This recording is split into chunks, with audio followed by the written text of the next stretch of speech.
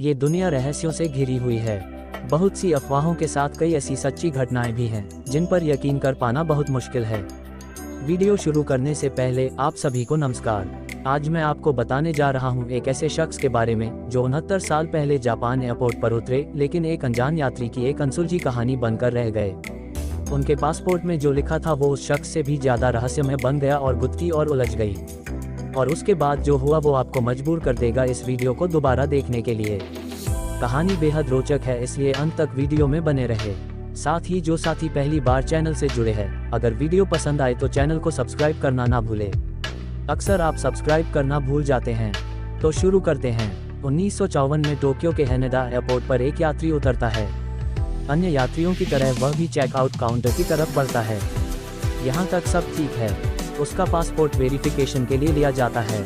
यहाँ तक भी सब सामान्य था, लेकिन यही बात तब असामान्य हो जाती है जब पासपोर्ट चेक करने वाले की नज़र उस देश के नाम पर जाती है जहाँ का ये व्यक्ति निवासी है। उस देश का नाम होता है टोरे। एयरपोर्ट अधिकारी कुछ असामान्य और असहज से होने लगे और अपने कार्यालय में मौजूद दस्तावेज चेक करने लगे। आखिर ऐसा क्या था जो इन अधिकारियों को संशय में डाल रहा था? बात ये थी कि जिस देश का नाम उसके पासपोर्ट में लिखा था, इस देश के बारे में वहां मौजूद किसी भी कस्टम अधिकारी ने कभी नहीं सुना। उस अनजान यात्री से पूछताछ होती है। उससे जापान आने की वजह पूछी जाती है तो वो बताता है कि वह यहाँ एक बिजनेस ट्रिप पर आया है। उसके अनुसार उसका ये देश फ्रांस और स्पेन के मध्य कहीं स्थित है। पासपोर्ट पर लगी अन्य देशों की मोहर सही थी, उस व्यक्ति के कागजात सही थे। फिर भला गलत क्या था?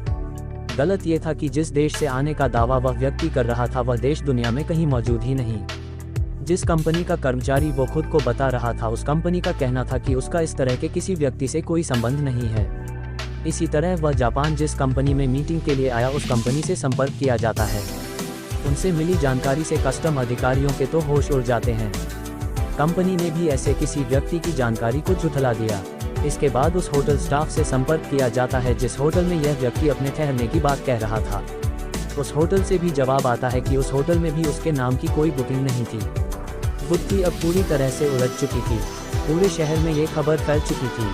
कस्टम अधिकारियों को अब इस मुद्दे को गहराई में जाकर सुलझाना जरूरी हो गया था। परेशान कस्टम अधिकारियों ने जब उस अनजान यात्री को वर्ल्ड मैप दिखाकर उसमें उसे अपना देश खोजने को कहा तो उसकी उंगली मैप में मौजूद एंडोरा नामक देश पर जाकर रुक गई और वो बेहद झुंझला गया। उसका दावा था कि यह मैप बिल्कुल गलत है क्योंकि यहाँ एंडोरा की जगह टोरे देश का नक्शा होना चाहिए। उसने ये भी कहा कि उसका देश वहाँ 1000 सालों से स्थित है। उस यात्री की हर बात कस्टम अधिकारियों को उलझा रही थी, लेकिन उसके दस्तावेज फर्जी नहीं लग रहे थे।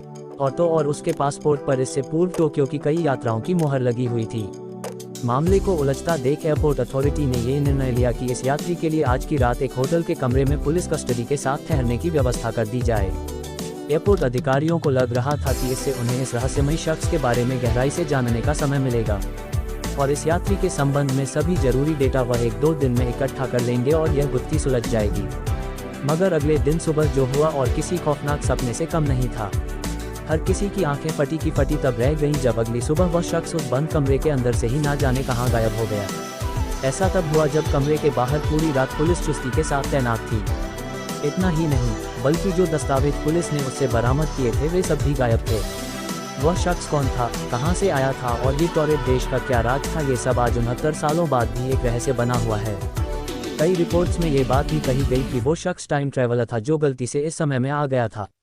अभी यह टाइम ट्रैवलर क्या होता है और उसकी क्या थ्योरी होती है, इसको हम अलग से एक वीडियो में बताएंगे। हालांकि इस तरह की किसी बात की कभी पुष्टि नहीं हुई। तो ये था हमारा वीडियो। अगर आपको पसंद आया हो तो कृपया लाइक करें, कमेंट करें और शेयर करें। मुझसे YouTube पर कनेक्ट रहें क्योंकि मैं हमेशा ऐसे अमेजिंग कंटेंट के साथ अपडेट करता हूँ। धन्यवाद और मिलते हैं नेक्स्ट वीडियो में।